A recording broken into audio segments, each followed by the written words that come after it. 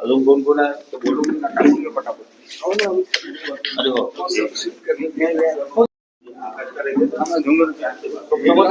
सोबतच घे ना, सोबतच घेऊन जातो आम्हाला. घे ना, पकड ना. बोले काय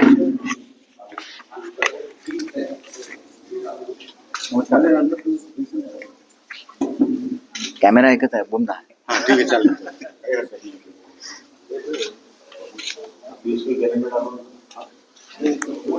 जैन साहब, किस तरह से तैयारी है, महानगर पालिका के चुनाव है और क्या कहना है?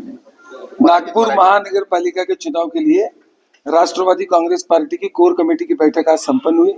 पिछले लगातार कई समय से, कई महीनों से राष्ट्रवादी कांग्रेस पार्टी नागपुर महानगर पालिका के प्रत्येक विधानसभा में, प्रत्येक प्रभाग में किस तरह से चुनाव की तैयारी करना, इसके लिए एकदम प्रयासरत है और कार्यरत है। कशा पद्धतीने समोर जाणार आम्ही आमचे अध्यक्ष महोदय आणि कोर कमिटीनी 15% सीटची मागणी केलेली आहे आणि त्या पद्धतीने 15 सीट बद्दल आमचे वरिष्ठ मुंबईचे माननीय अजितदादा पवार, माननीय प्रफुल्ल पटेल साहेब आणि तटकरे साहेब यांनी आमच्याकडून एक रिपोर्ट मागितला आहे।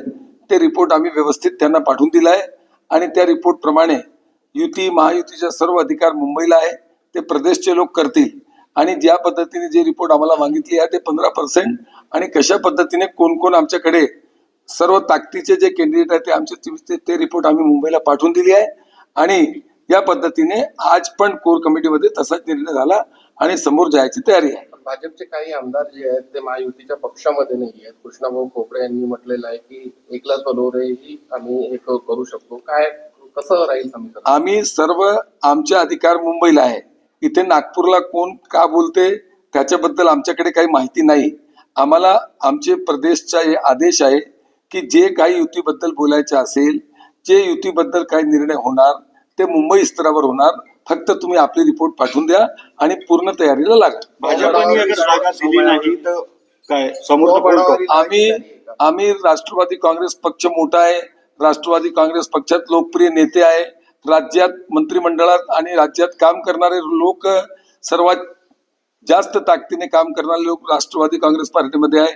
नागपूर उपराजधानी आहे, इथे सर्व तयारी जरी नाही केली, आमच्याकडे आज कोर कमिटीने यादी वगैरे सर्व दिलेली आहे, सर्व यादी आम्ही तयार केली आहे आणि पूर्ण नागपूर महानगरपालिकेसाठी आमची सज्ज तयारी आहे।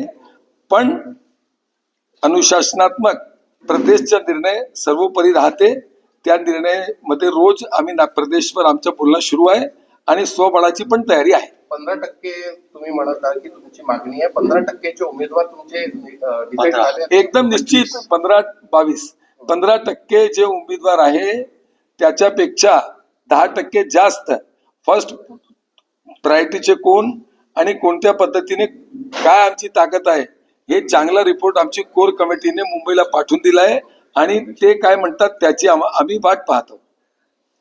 थँक्यू।